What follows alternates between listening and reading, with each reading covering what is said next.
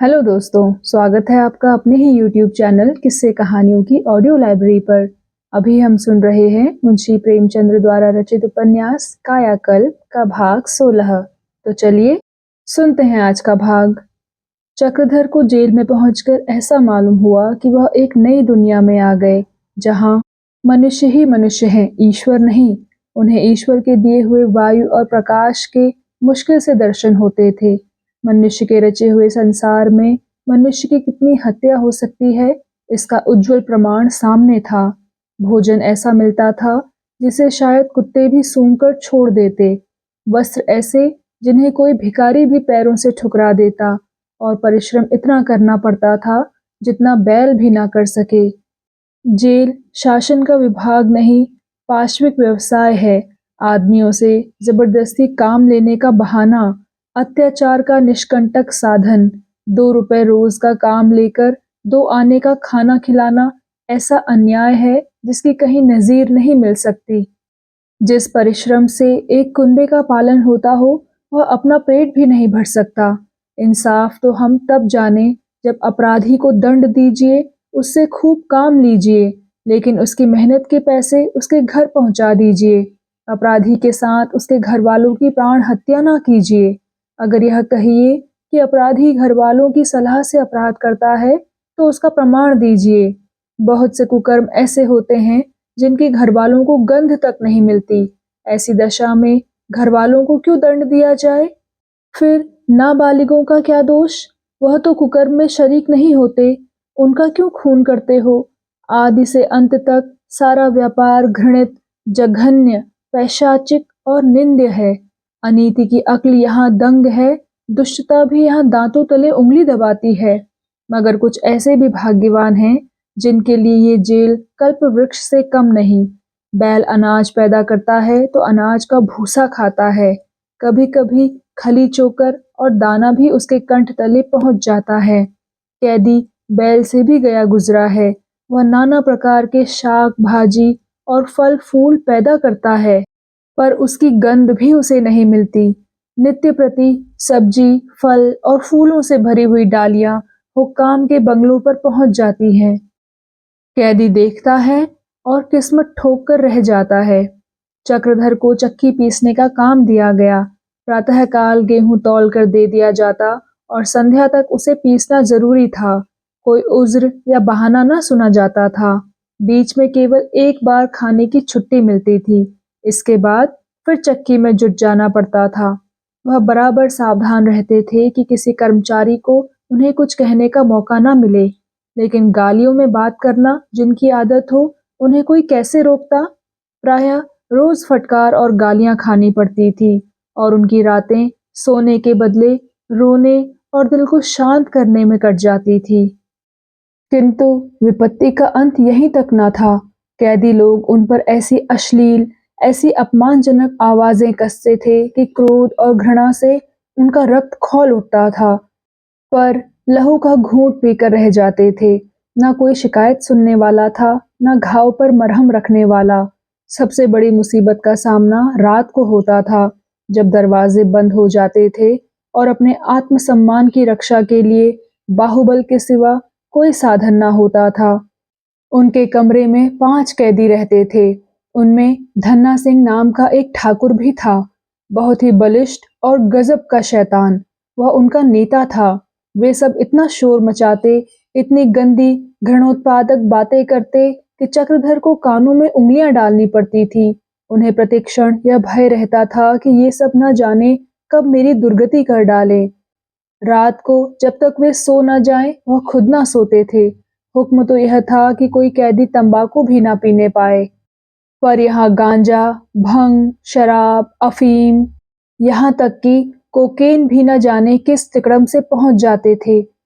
नशे में वे सब इतने उद्दंड हो जाते मानो नर तनधारी राक्षस हों। धीरे धीरे चक्रधर को इन आदमियों से सहानुभूति होने लगी।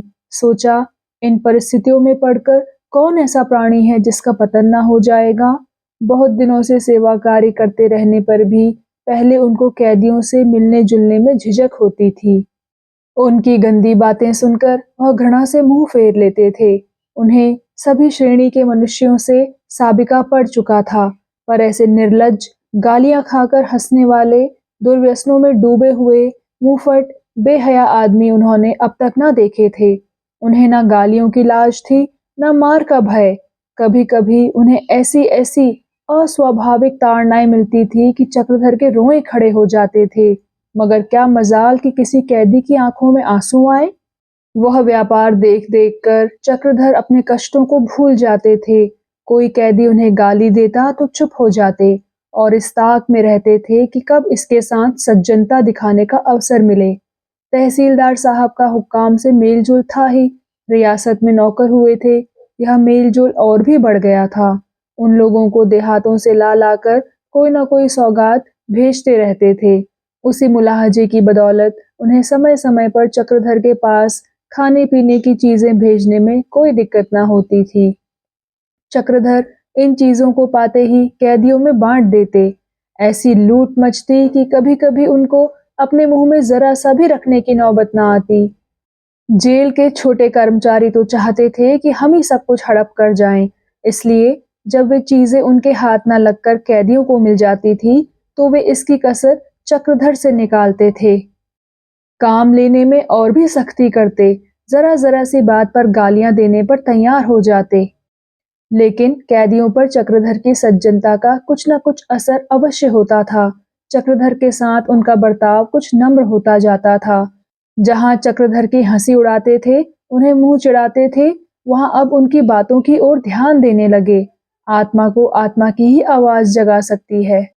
चक्रधर का जीवन कभी इतना आदर्श न था। कैदियों को मौका मिलने पर धर्म कथाएं सुनाते, ईश्वर की दया और क्रोध का स्वरूप दिखाते। ईश्वर अपने भक्तों से कितना प्रसन्न होता है, उनके पापों को कितनी दया से क्षमा कर देता है। ईश्वर भक्तों की कथा इसका उज्जवल प्रमाण थी। केवल पश्चाताप का भाव मन में आना चाहिए। अजामिल और वाल्मीकि तर गए तो क्या तुम और हम न तरेंगे? इन कथाओं को कैदी लोग इतने चाव से सुनते, मानो एक-एक शब्द उनके हृदय पर अंकित हो जाता था, किंतु इसका असर बहुत जल्दी मिट जाता था। इतनी जल्दी कि आश्चर्य होता था। उधर कथा हो रही है और इधर लात मुक्के चल रहे हैं। कभी वे इन कथाओं पर अविश्वासपूर्ण टिकाएं करते और बात हंसी में उड़ा देते। एक कहता, लो धन्ना सिंह, अब हम लोग बैकुंठ चलेंगे, कोई डर नहीं है।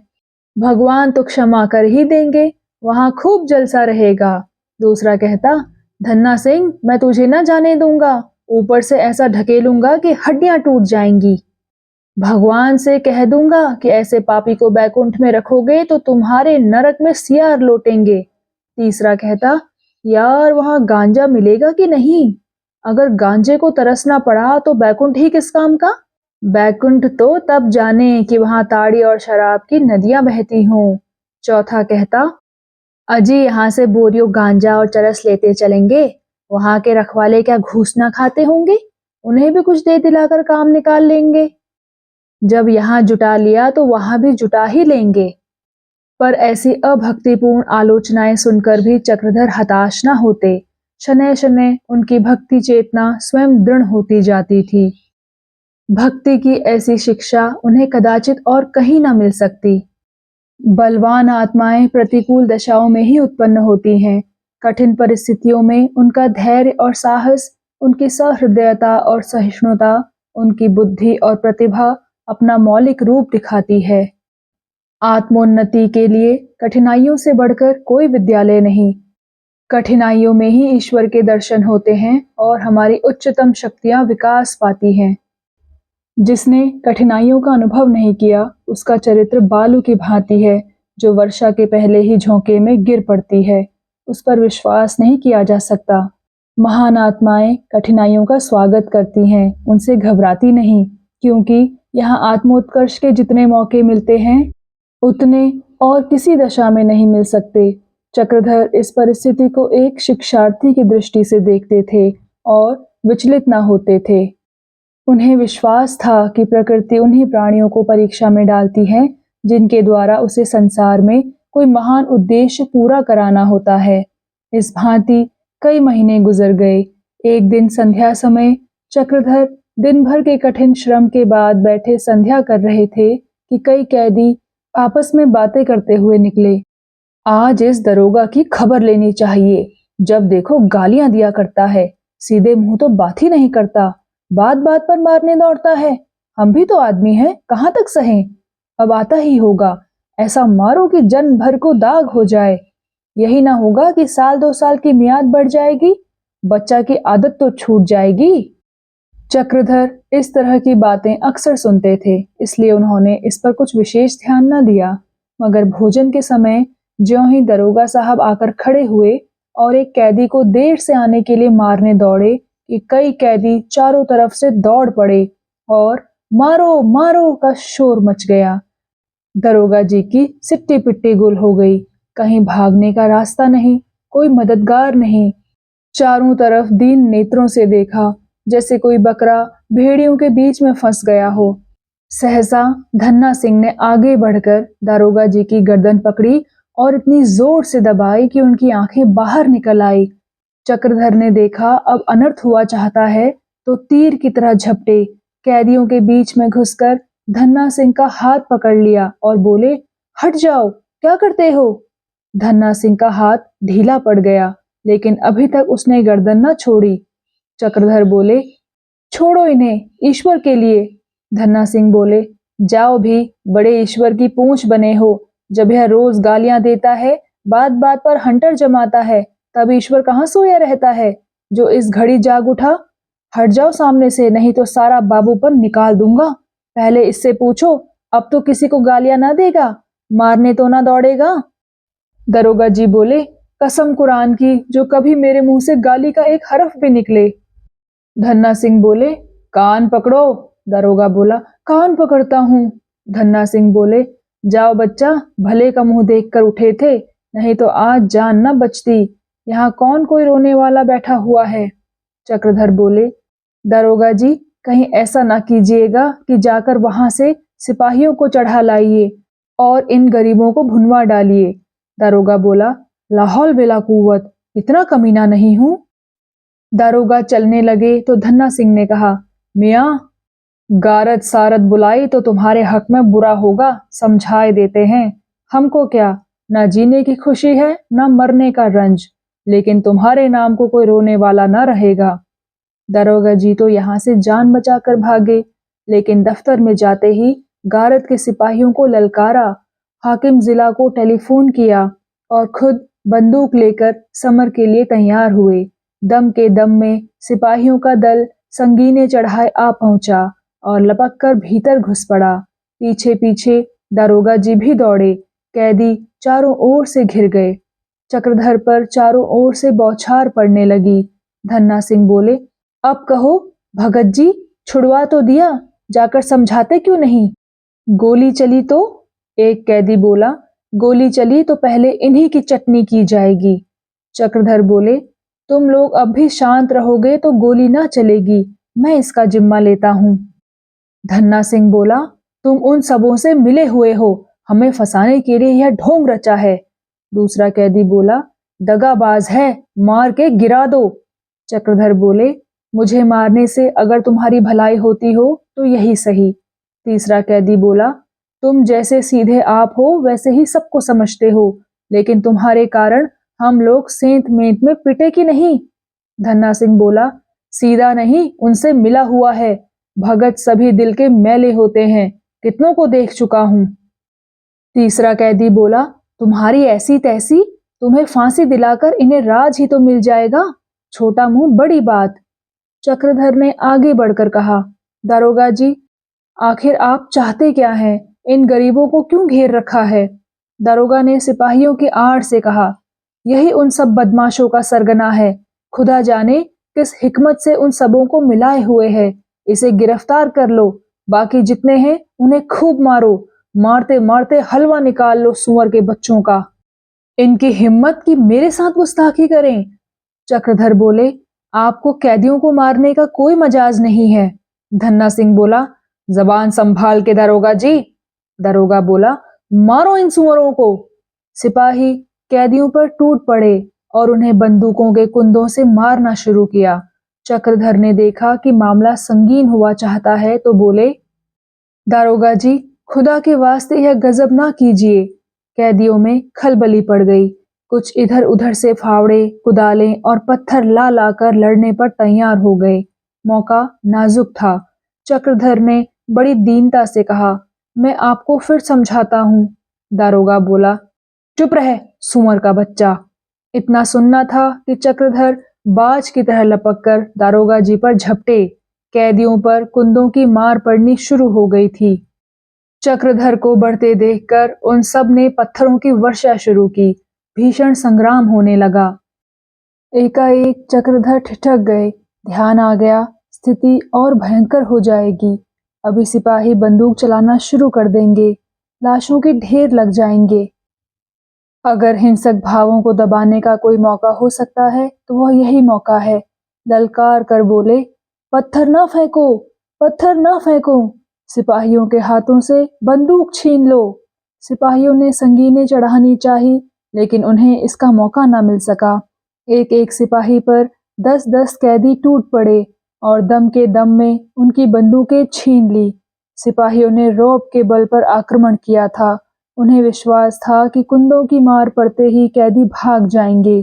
अब उन्हें मालूम हुआ कि हम धोखे में थे। फिर वे एक साथ में नहीं, इधर उधर बिखरे खड़े थे। इससे उनकी शक्ति और भी कम हो गई थी। उन पर आगे पीछे, दाएं बाएं, चारों तरफ से चोट पड़ सकती थी। संगीनें चढ़ाकर भी वे किसी तरह न बच सकते थे। कैदियों में पिल पड़ना उनकी सबसे बड़ी भूल थी।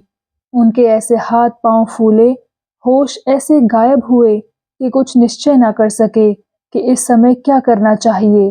कैदियों ने तुरंत उनकी मुश्कें चढ़ा दी और बंदूकें ले लेकर उनके सिर पर खड़े हो गए। यह सब कुछ 5 मिनट में हो गया। ऐसा दांव पड़ा कि वही लोग जो जरा देर पहले हेकड़ी जताते थे, कैदियों को पांव की धूल समझते थे, अब उन्हीं कैदियों के सामने खड़े दया प्रार्थना कर रहे थे, घिघियाते थे, मत्थे टेकते थे और रोते थे। दारोगा जी की सूरत तो तस्वीर खींचने योग्य थी। चेहरा फक, हवाइयां उड़ी हुई, थर थर कांप रहे थे कि देखें जान बचती है या नहीं। कैदियों ने देखा इस वक्त हमारा राज्य है तो पुराने बदले चुकाने पर तैयार हो गए। धन्ना सिंह लपका हुआ दारोगा के पास आया और जोर से एक धक्का देकर बोला, क्यों खां साहब, उखाड़ लूं दाढ़ी के एक एक बाल। चक्रधर बोले, धन्ना सिंह हट जाओ। धन्ना सिंह बोला, मरना तो है ही, अब इन्हें क्यों छोड़ें। चक्रधर बोले, हम कहते हैं हट जाओ, नहीं तो अच्छा ना होगा। धन्ना सिंह बोला, अच्छा हो चाहे बुरा, हमारे साथ इन लोगों ने जो सलूक किए हैं उसका मजा चखाए बिना ना छोड़ेंगे।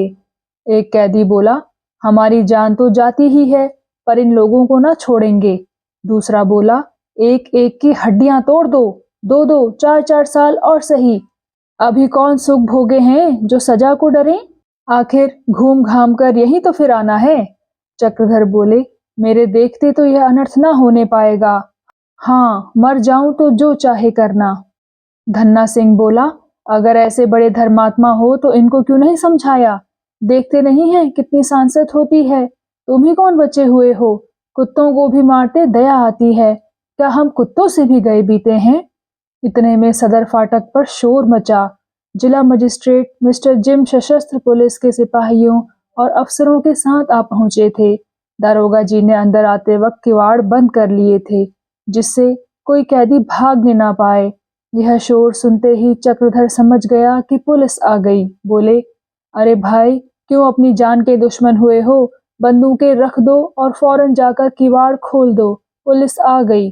धन्ना सिंह बोला, कोई चिंता नहीं, हम भी उन लोगों का वारा न्यारा कर डालते हैं। मरते ही हैं तो 2-4 को मार के मरें। कैदियों ने फौरन संगीनें चढ़ाई और सबसे पहले धन्ना सिंह दरोगा जी पर झपटा। करीब था कि संगीन की नोक उनके सीने में चुभे कि चक्रधर यह कहते हुए, धन्ना सिंह ईश्वर के लिए, दारोगा जी के सामने आकर खड़े हो गए। धन्ना सिंह वार कर चुका था। चक्रधर के कंधे पर संगीन का भरपूर हाथ पड़ा, आधी संगीन धंस गई। चक्रधर दाहिने हाथ से कंधे को पकड़कर बैठ गए। कैदियों ने उन्हें गिरते देखा तो होश उड़ गए, आकर उनके चारों तरफ खड़े हो गए। घोर अनर्थ की आशंका ने उन्हें स्तंभित कर दिया। भगत को चोट आ गई। ये शब्द उनकी पशु वृत्तियों को दबा बैठे। धन्ना सिंह ने बंदूक फेंक दी और फूट-फूट कर रोने लगा।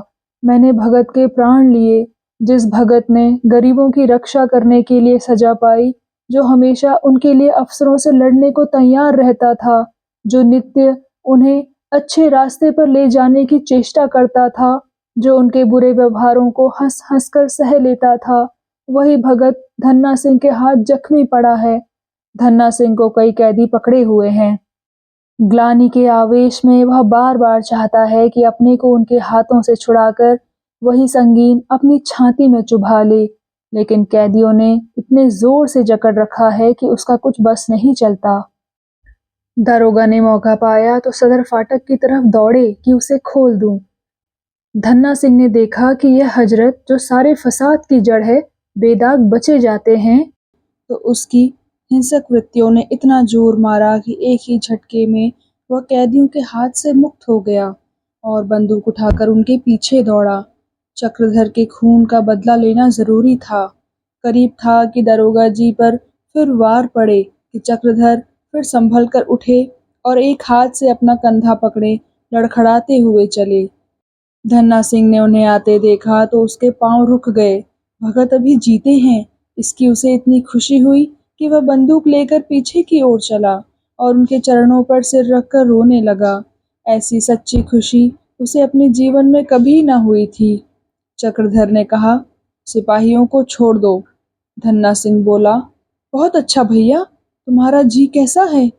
चक्रधर बोले, देखना चाहिए बचता हूँ या नहीं। धन्ना सिंह बोला, दरोगा के बच जाने का कलंक रह गया। सहसा मिस्टर जिम सशस्त्र पुलिस के साथ जेल में दाखिल हुए। उन्हें देखते ही सारे कैदी भर से भागे। केवल 2 आदमी चक्रधर के पास खड़े रहे। धन्ना सिंह उनमें एक था। सिपाहियों ने छूटते ही अपनी अपनी बंदूकें संभाली और एक कतार में खड़े हो गए। जिम ने कहा, वेल दरोगा, क्या हाल है? दरोगा बोला, हुजूर के अकबाल से फतह हो गई, कैदी भाग गए। जिम ने पूछा, यह कौन आदमी पड़ा है? दरोगा बोला, इसी ने हम लोगों की मदद की है हुजूर, चक्रधर नाम है। जिम बोले, अच्छा, यह चक्रधर है जो बगावत के मामले में हमारे इजलास से सजा पाया था? दरोगा बोला, जी हाँ हुजूर, अभी उसी की बदौलत हमारी जान बची। जो जख्म उसके कंधे में है, यह शायद इस वक्त मेरे सीने में होता। जिम बोला, इसने कैदियों को भड़काया होगा। दरोगा बोला, नहीं हुजूर, इसने तो कैदियों को समझा बुझाकर ठंडा किया। जिम बोला, तुम कुछ नहीं समझता। यह लोग पहले कैदियों को भड़काता है, फिर उनकी तरफ से हाकिम लोगों से लड़ता है, जिसमें कैदी समझे कि यह हमारी तरफ से लड़ रहा है। यह कैदियों को मिलाने की हिकमत है। वह कैदियों को मिलाकर जेल का काम बंद कर देना चाहता है। दरोगा बोला, देखने में तो हुजूर बहुत सीधा मालूम होता है, दिल का हाल खुदा जाने। जिम बोला, खुदा के जानने से कुछ नहीं होगा, तुमको जानना चाहिए। तुमको हर एक कैदी पर निगाह रखनी चाहिए, यही तुम्हारा काम है। यह आदमी कैदियों से मजहब की बातचीत तो नहीं करता? दरोगा बोला, मजहबी बातें तो बहुत करता है हुजूर, इसी से कैदियों ने उसे भगत का लक़ब दे दिया है। जिम बोला, ओह, तब तो यह बहुत ही खतरनाक आदमी है। मजहब वाले आदमी पर बहुत कड़ी निगाह रखनी चाहिए। कोई पढ़ा लिखा आदमी दिल से मजहब को नहीं मानता। मजहब पढ़े लिखे आदमियों के लिए नहीं है, उनके लिए तो एथिक्स काफ़ी है। जब कोई पढ़ा लिखा आदमी मजहब की बात करे तो फौरन समझ लो कि वह कोई साजिश करना चाहता है। रिलीजन के साथ पॉलिटिक्स बहुत खतरनाक हो जाता है। यह आदमी कैदियों से बड़ी हमदर्दी करता होगा। दरोगा जी बोले, हाँ, हमेशा। जिम बोला, सरकारी हुक्म को खूब मानता होगा। दरोगा बोला, जी हाँ, हमेशा। जिम बोला, कभी कोई शिकायत ना करता होगा, कड़े से कड़े काम खुशी से करता होगा, है ना? दरोगा बोला, जी हाँ, शिकायत नहीं करता। ऐसा बेज़बान आदमी तो मैंने कभी देखा ही नहीं। जिम बोला, ऐसा आदमी निहायत खौफनाक होता है, उस पर कभी एतबार नहीं करना चाहिए। हम इस पर मुकदमा चलाएगा, इसको बहुत कड़ी सजा देगा। सिपाहियों को दफ्तर में बुलाओ, हम सबका बयान लिखेगा। दरोगा बोला, हुजूर, पहले तो उसे डॉक्टर साहब को दिखा लूं, ऐसा ना हो कि मर जाए, गुलाम को दाग लगे। जिम बोला, वह मरेगा नहीं, ऐसा खौफनाक आदमी कभी नहीं मरता, और मर भी जाएगा तो हमारा कोई नुकसान नहीं। दरोगा बोला, जरा हुजूर उसकी हालत देखें, चेहरा जर्द हो गया है, खून से जमीन लाल हो गई है। जिम बोला, कुछ परवाह नहीं। यह कहकर साहब दफ्तर की ओर चले। धन्ना सिंह अब तक इंतजार में खड़ा था कि डॉक्टर साहब आते होंगे। जब देखा कि जिम साहब इधर मुखातिब भी न हुए, तो उसने चक्रधर को गोद में उठाया और अस्पताल की ओर चला। तो दोस्तों, कैसा लगा आपको आज का भाग? कृपया कमेंट सेक्शन में आकर ज़रूर बताइएगा। और अगर आपने अभी तक इस चैनल को सब्सक्राइब नहीं किया है, तो कृपया सब्सक्राइब भी ज़रूर कर लीजिएगा। मैं मिलती हूँ आपसे इसी कहानी के अगले भाग के साथ। तब तक के लिए धन्यवाद।